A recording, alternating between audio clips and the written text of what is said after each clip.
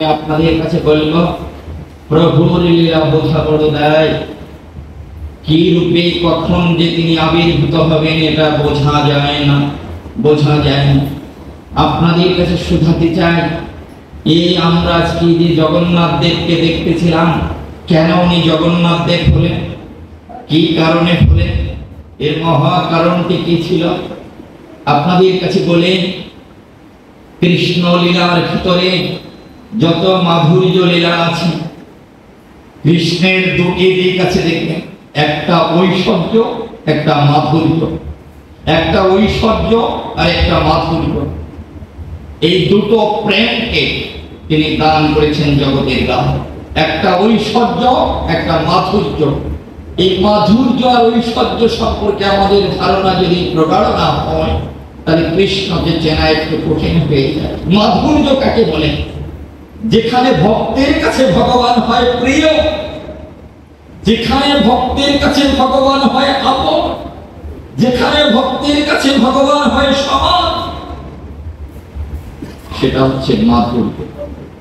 আর যেখানে তুমি বৃহৎ, আমি ক্ষুদ্র, তুমি মহিরূপ, আমি নগণ্য মাত্র, তুমি পিতা, আমি পুত্র, এটা ঐশ্বর্য।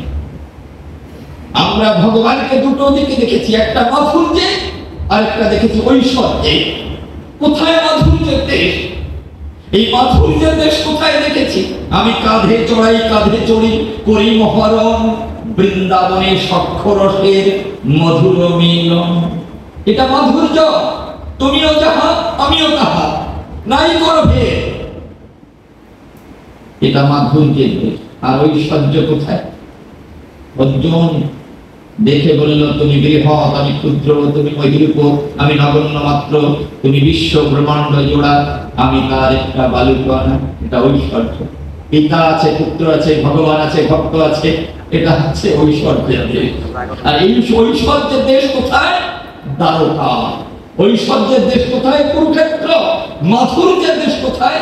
মধুর বৃন্দাবন। বৃন্দাবন, মধুর বৃন্দাবন। প্র্যাকটিক্যাল বেদান্ত বই পড়ে দেখেন, বিবেকানন্দের লেখা। সেখানে বিবেকানন্দ একটা কথা বলেছেন, আমার কাছে অপূর্ব লেগেছে জায়গাটা। বিবেকানন্দ ভগবানের উদ্ধৃতি দিয়ে বলেছেন, পৃথিবীতে যত মঠ মন্দির গড়েছ, ইট কাঠ পাথর দিয়ে যত মন্দিরকে মোজাইক করে সাজিয়েছ, রুটির বাহাই এঁকেছ রঙের তুলিতে যত মন্দিরে, এই পৃথিবীর কোন মন্দিরে মাথা ঘুরে গেলেও তুমি আমাকে পাবে না। এই পৃথিবীর কারো গড়া মন্দিরে আমি থাকি না, আমি আমার গড়া মন্দিরে থাকি। এই মন্দিরটা কেন এত সুন্দর করে গড়লেন? এই জগতের সমস্ত দিক থেকে আমাকে কেন প্রভু এত সুন্দর করে গড়লেন? যখন আমি সেজে গুজি, যখন মিরর দর্পণ বা আয়নার সামনে গিয়ে দাঁড়াই, তখন ওই আয়নার ভিতরে আমার প্রতিচ্ছবি দিই। আমি প্রতিচ্ছবি দর্শন করি, মনের অজান্তে সুললিত কণ্ঠে কোনো এক সময় আমি গিয়ে উঠি, আমি এত সুন্দর কবি বকুলা, আমি নিজেকে দেখি আর নিজে যাই ফুলিয়া। আমি কার জন্য এত সুন্দর? এই মন্দিরে কে আছে যার জন্য আমি এত সুন্দর?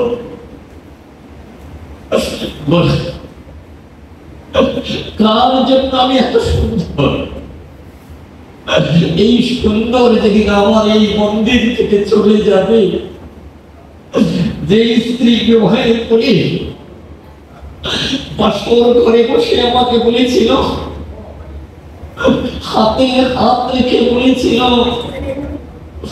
একটা মিনিট, একটা পল, একটা ক্ষণ তোমাকে না দেখলে আমি বাঁচি না। আমার হাতে হাত রেখে আমার জীবন সঙ্গিনী আমাকে বলেছিল, তোমাকে একটা মিনিট না দেখলে আমি বাঁচি না। সূর্য অস্ত যাওয়ার আগে তুমি ঘরে ফিরে আসবে, আমি নয়ন ভরে তোমাকে দর্শন করতে চাই, আমার হৃদয়ের বাসনা পরিপূর্ণ করার জন্য। এটা ছিল তার একটা অভিনয় মাত্র। এটা ছিল তার একটা অভিনয় মাত্র। আমি সেই অভিনয় রঙ্গমঞ্চে আমি একজন খলনায়ক ছিলাম। বলেছিল তোমাকে না দেখলে একটা মিনিট বাঁচি না, পৃথিবীর সবচাইতে আমি তোমাকে বেশি ভালোবাসি। এটা ছিল তার একটা অভিনয়। আমাকে কত তাড়াতাড়ি আমার গাছের সমস্ত তাজা পুষ্প রাশিকে দুমড়ে মুচড়ে হরণ করে আমাকে কত তাড়াতাড়ি নর্দমায় ফেলে দিয়েছে। জগতের যাতে কোনো পূজায় আমি না রাখি, তার অভিনয়ে আমি বুঝতে না পেরে আমার গুরু পূজার প্রসাদ আমি অকাতরে বিলিয়ে দিলাম। আমি রিক্ত নিঃস্ব হয়ে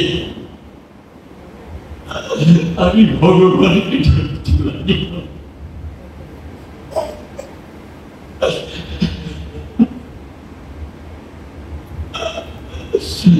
যে বলেছিল একটা মিনিট তোমাকে না দেখলে বাঁচি না,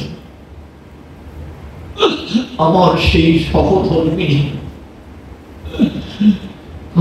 চক্রে অমোঘ নিয়মের গতি ধীরে যদি কোনো কারণে আমার প্রাণ পাখি তার আগে চলে যায়,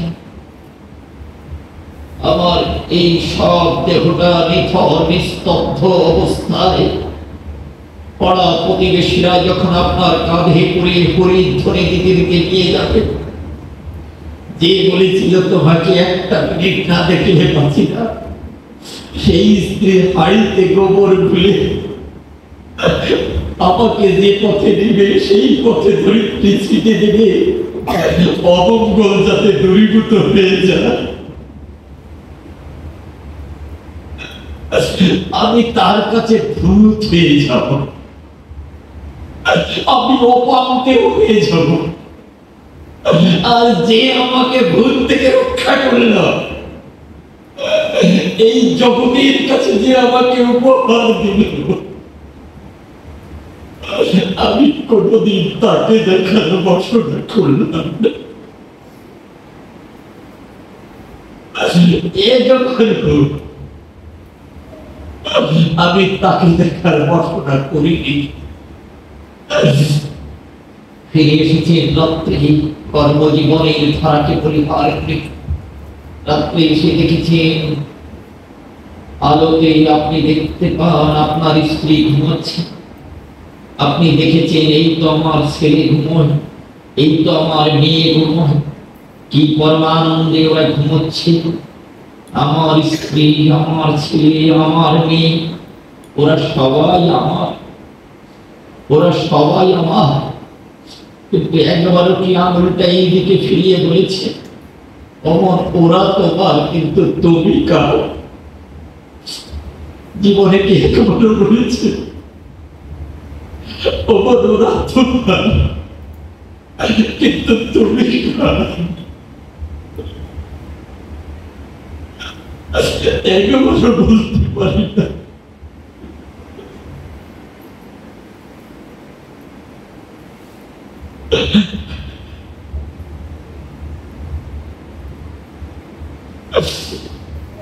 জীবনে যখন সায়ান্ন বেলা সূর্যতা যখন প্রতিভক্ত হয়ে গিয়েছে, প্রতিরোধ হয়ে গিয়েছে, সেই সময় আমার ভগবানের কথা মনে পড়েছে। হবে সাধারণ ভজন, হবে গুরু পূজা, হবে না শুধু দৈহিক কসরত, হবে শুধু দৈহিক কসরত, হবে লোককে দেখানো হবে, সাধনা হবে হবে না। সেই কারণে আপনাদের কাছে বলি, এই যারা যারা ফুল তুলে এনেছেন দেখেন না, একেবারে ধবল বর্ণের, মনে হয় যেন পৃথিবীর সমস্ত সাদা এ ফুলকে সাজিয়েছে। বিশ্বাস না হয় পরীক্ষা করে দেখেন, এই ফুলগুলোর একটা ফুলের একটা পাপড়ি মরেছে কিনা। এই ফুলগুলোর একটা ফুলের একটা পাপড়িও মরেনি কেন? এই যারা মালিনা, যারা ফুল তুলতে গিয়েছে গোবিন্দকে পূজা দেবার জন্য, তারা গিয়ে ওই ফুল বাগিচার কাছে গিয়ে দেখেছে যে ফুলটার পাপড়ি মরে গেছে।